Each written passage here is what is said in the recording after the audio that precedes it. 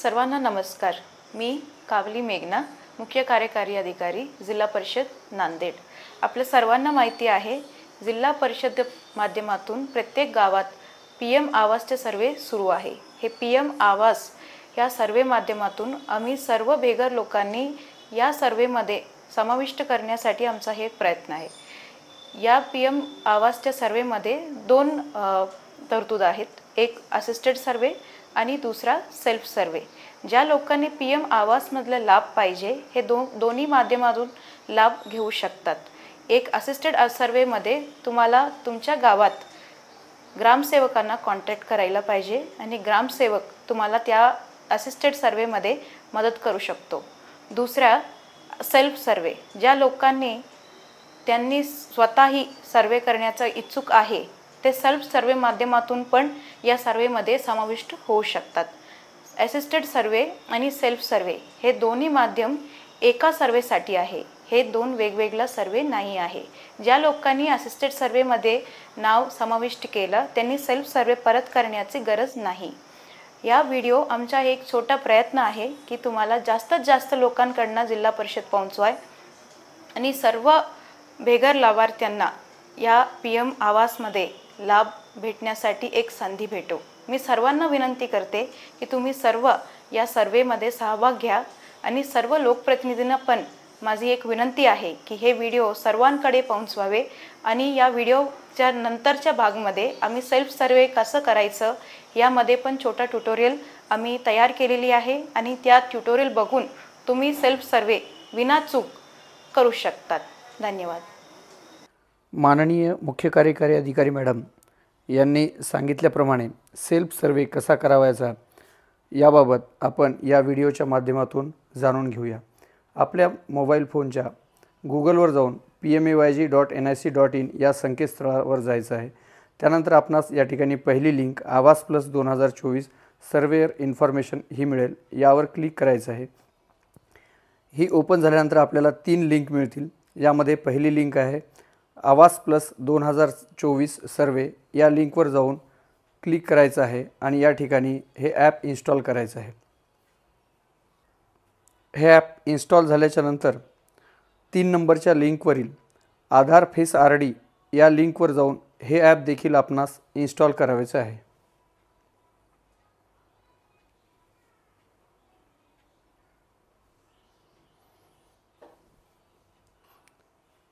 Install झाल्याच्या नंतर आपण आपल्या फोनच्या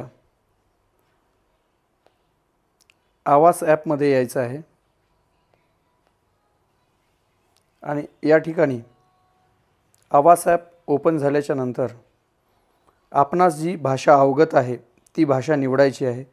त्यानंतर गेट स्टार्ट या बटनला दाबायचं आहे। यानंतर नागरिक लाभार्थी वापरकर्ता म्हणून लॉग इन करा यावर क्लिक करायचं आहे। या ठिकाणी आपणास ॲपचे परमिशन मागेल, त्याला ओके आणि अलो करायचं आहे। यानंतर लाभार्थी वापरकर्ता म्हणून लॉग इन करा यावर आल्यानंतर आपणास आपला सर्वप्रथम आधार कार्ड क्रमांक या ठिकाणी प्रविष्ट करायचा आहे।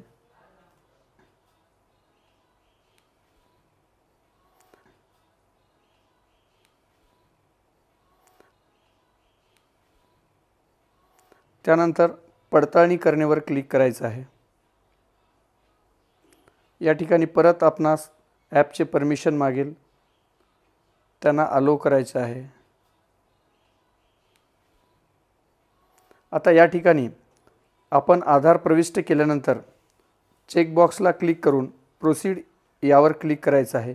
यानंतर आपणास स्वतःचा सेल्फी यामध्ये घ्यायचा आहे। सेल्फी घेतेवेळेस आपल्या डोळ्यांची उघडझाप करणे आवश्यक आहे। आपण आपला आधार कार्ड नोंदवल्यानंतर आपली KYC झाल्याबाबत या ठिकाणी स्क्रीनवर दिसेल। यामध्ये आपलं नाव, आधार क्रमांकाचे शेवटचे 4 अंक, लिंग आणि आपला जन्मदिनांक या ठिकाणी दिसेल। त्यातील ठीक आहे यावर क्लिक करायचं आहे। यानंतर आपण एक पिन जनरेट करावायचा आहे। आपण तयार केलेल्या पिनवरून परत लॉग इन करायची आहे। लॉग इन केल्यानंतर या ठिकाणी आपला पत्त्याचा तपशील विचारला जाईल। या ठिकाणी सर्वप्रथम आपण आपले राज्य निवडायचे आहे। त्यानंतर आपला जिल्हा नांदेड, त्यानंतर आपला तालुका, हदगाव, त्यानंतर आपली ग्रामपंचायत,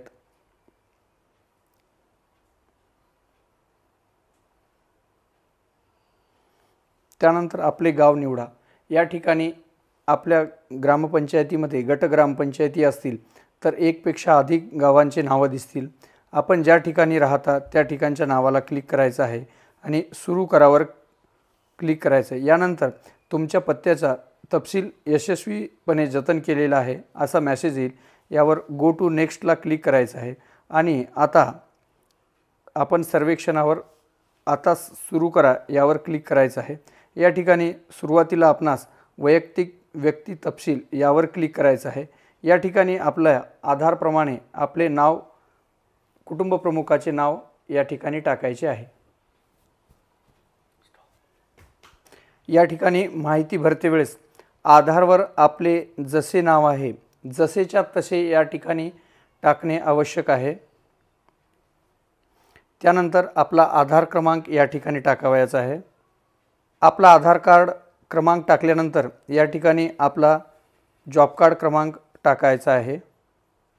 यानंतर लिंग, त्यानंतर आपली सामाजिक श्रेणी, त्यानंतर आपले वय, त्यानंतर आपली वैवाहिक स्थिती। यामध्ये वैवाहिक स्थिती निवडते वेळेस विवाह झालेल्या व्यक्तीने सध्या विवाहित, विधवा, घटस्फोटित स्त्रिया असतील तर त्यांनी विधवा किंवा वेगळे कुटुंब झाले असतील तर त्यांनी तो निवडावायचा आहे। या ठिकाणी वडिलांचे नाव किंवा पतीचे नाव असं ऑप्शन आहे। यामध्ये महिलांचं रजिस्ट्रेशन करतेवेळी पतीचं नाव घ्यायचं आहे आणि पुरुषाचं रजिस्ट्रेशन करतेवेळी आपल्या वडिलांचं नाव घ्यायचं आहे। या ठिकाणी आपल्या वडिलांचं किंवा पतीचं नाव टाकायचं आहे। यानंतर आपला मोबाईल नंबर या ठिकाणी टाकायचा आहे। त्यानंतर आपण साक्षरता, शिक्षित, अशिक्षित आहेत, आपलं शिक्षण कुठपर्यंत झालेलं आहे, जसं 1ली ते 4थीपर्यंत प्राथमिक, त्यानंतर माध्यमिक, हे या ठिकाणी भरावयाचं आहे। त्यानंतर आपला व्यवसाय निवडायचा आहे। या ठिकाणी आपण स्क्रॉल केल्यानंतर आपल्या लक्षात येईल की या ठिकाणी जेवढे व्यवसाय केले जातील ते या ठिकाणी दिलेले आहेत। यातील आपला जो व्यवसाय आहे तो आपण निवडावयाचा आहे। त्यानंतर कुटुंबातील एकूण सदस्य संख्या या ठिकाणी भरायची आहे, ते कुटुंब प्रमुखाला पकडून आहे। त्यानंतर आपल्याकडे कोणी अपंग व्यक्ती आहे का, असेल तर होय करायचं, नसेल तर नाही म्हणायचं। कुटुंबामध्ये कुणाला दुर्धर आजार आहे का, गंभीर आजार आहे का याबद्दल माहिती आहे, असेल तर तो रोग या ठिकाणी निवडायचा आहे, नसेल तर कुणीही नाही असं म्हणायचं आहे।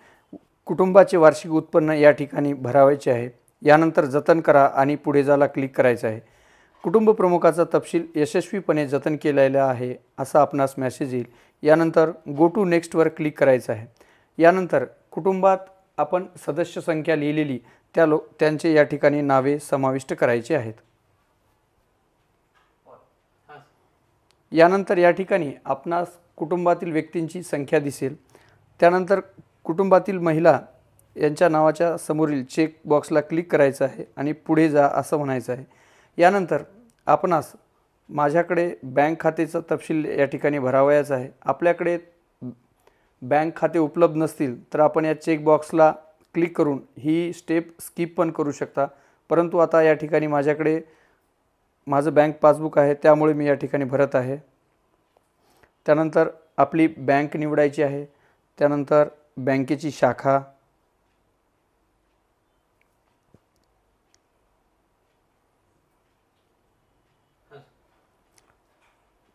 बँक निवडल्यानंतर आपल्या बँकेची शाखा निवडायची आहे। त्यानंतर आपला खाते क्रमांक या ठिकाणी टाकायचा आहे। त्यानंतर आपले बँक पासबुकवर ज्या प्रकारे नाव आहे त्याप्रमाणे या ठिकाणी समाविष्ट करायचे आहे।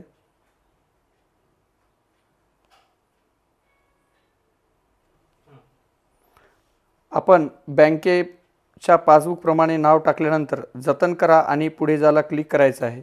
यानंतर आपणास बँक खात्याचे तपशील यशस्वीरित्या जतन केल्याचा मेसेज येईल, त्याला गो टू नेक्स्ट करायचं आहे। यानंतर भरावयाची माहिती ही अत्यंत महत्त्वाची असून आपण व्यवस्थित भरणे आवश्यक आहे। सर्वेक्षण केलेल्या घरांची मालकी ही आपली स्वतःची आहे का आपण कुठे भाड्याने राहतो याबाबत पहिला प्रश्न विचारण्यात आलेला आहे। आपण जर स्वतःची असेल तर मालकीचे करायचे आहे, आपण जर कुठे भाड्याने राहत असाल तर भाड्याने यावर क्लिक करायचे आहे. आपण राहत असलेल्या जागेची सामग्री कोणती, भिंतीसाठी वापरण्यात आलेली सामग्री कोणती आहे यावर क्लिक करायचं आहे. छतासाठी आपणाकडे कुठल्या प्रकारची सामग्री वापरली आहे त्यावर पण क्लिक करायचं आहे. आपण राहत असलेल्या घरामध्ये सध्या खोल्यांची स्थिती किती आहे हे सुद्धा यामध्ये भरावयाचं आहे. आपण ज्या ठिकाणी राहता त्या ठिकाणी शौचालयाची सुविधा आहे का यावर क्लिक करायचं आहे. त्यानंतर आपल्या घरातील उत्पन्नाचे मुख्य स्रोत काय आहे याबद्दल पण या ठिकाणी विचारणा केलेली आहे. या ठिकाणी आपण ते भरायचं आहे. आपल्याकडे मोटारसायकल, 2 व्हीलर किंवा 3 व्हीलर, 4 व्हीलर अशा प्रकारे कुठले वाहन आहे का याबद्दल विचारणा केलेली आहे. असेल तर हो म्हणायचे, नसेल तर नाही म्हणायचे. यानंतर आपल्या कुटुंबामध्ये कुणाकडे किसान क्रेडिट कार्ड आहे का याबद्दल विचारणा केलेली आहे. असेल तर हो भरायचे, नसेल तर नाही. कुटुंबामध्ये कोणी सदस्य नोकरीला आहे का, शासकीय नोकरीला आहे का याबद्दल विचारणा केलेली आहे. असेल तर हो भरायचे, नसेल तर नाही भरायचे. कोणत्याही सदस्य शासनाकडे नोंदणीकृत बिगर कृषी उद्योग मालक आहेत का याबद्दल विचारणा केलेली आहे. असेल तर हो लिहायचं, नसेल तर नाही. कुटुंबातील एखादा व्यक्ती 15,000 रुपयापेक्षा अधिक मासिक उत्पन्न असलेला आहे का याबद्दल विचारणा केलेली आहे. असेल तर हो लिहायचं, नसेल तर नाहीला क्लिक करायचं आहे. कुटुंबामध्ये कोणी आयकर, इन्कम टॅक्स भरणार आहे का हे विचारलेलं आहे. कोणी व्यवसाय कर भरणार आहे का, PT, ते विचारलेलं आहे. कुटुंबामध्ये 2 एकरपेक्षा 2.5 एकरपेक्षा अधिक बागायती जमीन आहे का याबद्दल विचारणा केलेली आहे. असेल तर होय लिहायचे, नसेल तर नाही लिहायचे. 5 एकर त्यापेक्षा असिंचित म्हणजे कोरडवाहू जमीन आहे का याबद्दल देखील विचारणा केलेली आहे. ते पण आपण हो किंवा नाहीमध्ये या ठिकाणी प्रविष्ट करायचं आहे. या ठिकाणी निवारा नसलेले घर आहे म्हणजे बेघर आहेत का याबद्दल विचारणा केलेली आहे. ते पण या ठिकाणी प्रविष्ट करायचं आहे. निराधार किंवा भिक्षा मागून जगणारे आहेत का याबद्दल विचारणा केलेली आहे. असेल तर हो लिहायचं, नसेल तर नाहीवर क्लिक करायचं. हाताने मैल साफ करणारे कामगार आहेत का हे पण विचारलं आहे. आदिवासी गटापैकी हे कुटुंब आहे का याबद्दल विचारणा केलेली आहे. नांदेड जिल्ह्यामध्ये माहूर आणि किनवट या 2 तालुक्यामध्ये सदर जमाती आढळल्या जातात. असेल तर हो म्हणायचं, नसेल तर नाही. कायदेशीररित्या मुक्त झालेले बंद प्रतीत कामगार आहेत का याबद्दल विचारणा केलेली आहे. असेल तर हो, नसेल तर नाहीवर क्लिक करायचं आहे. त्यानंतर तुमच्याकडे घर बांधण्यासाठी जमीन आहे का याबद्दल विचारणा केलेली आहे. तुमच्याकडे तुम्ही राहत असलेली जमीन जर तुमची असेल तर होयवर क्लिक करायचं आहे, नसेल तर नाहीवर क्लिक करायचं आहे. तुमच्या कुटुंबाला पहिल्यांदा यापूर्वी घरकुल योजनेचा लाभ मिळाला आहे का याबद्दल देखील आपणास विचारणा केलेली आहे. कुटुंबामध्ये कुणाला जर लाभ झालेला असेल तर होय लिहायचं, अन्यथा नाही लिहायचं. नाहीवर क्लिक करायचं आणि ही सर्व माहिती भरणं झाल्याच्या नंतर जतन करा आणि पुढे जावर क्लिक करायचं आहे. गृहनिर्माण संबंधी प्रश्न यशस्वीरित्या जतन केले आहे असा आपणास मेसेज येईल. त्या ठिकाणी गो टू नेक्स्टवर क्लिक करायचं आहे. आता या ठिकाणी सर्वात महत्त्वाचा स्टेप आहे की जी आपण ज्या ठिकाणी घर राहतात, सध्या राहतात त्या ठिकाणचा या ठिकाणी आपणास फोटो आवश्यक आहे. आपण ज्या ठिकाणी राहतात त्या ठिकाणच्या घराचा फोटो या ठिकाणी प्रविष्ट करायचा आहे. घराचा फोटो काढल्याच्या नंतर ओके या बटनला क्लिक करायचं आहे. त्यानंतर वरती क्रॉप नावाचं ऑप्शन आहे त्यावर क्लिक करायचं आहे. क्रॉप झाल्याच्या नंतर आपणास या ठिकाणी टिप्पणी जोडा असे आहे. यामध्ये आपण घरकुलासाठी सध्या असलेल्या घरकुलाची स्थिती वर्णन करू शकता. घराचा फोटो घेतल्यानंतर टिप्पणी जोडामध्ये आपण घराच्या बांधकामासाठी वापरलेले साहित्याची या ठिकाणी आपण नोंद करू शकता. जतन करा आणि पुढे जावर क्लिक करायचं आहे. जुन्या घराच्या प्रतिमा यशस्वीरित्या जतन केल्या याबद्दल आपल्याला मेसेज येईल. त्याला गो टू नेक्स्ट करायचं आहे.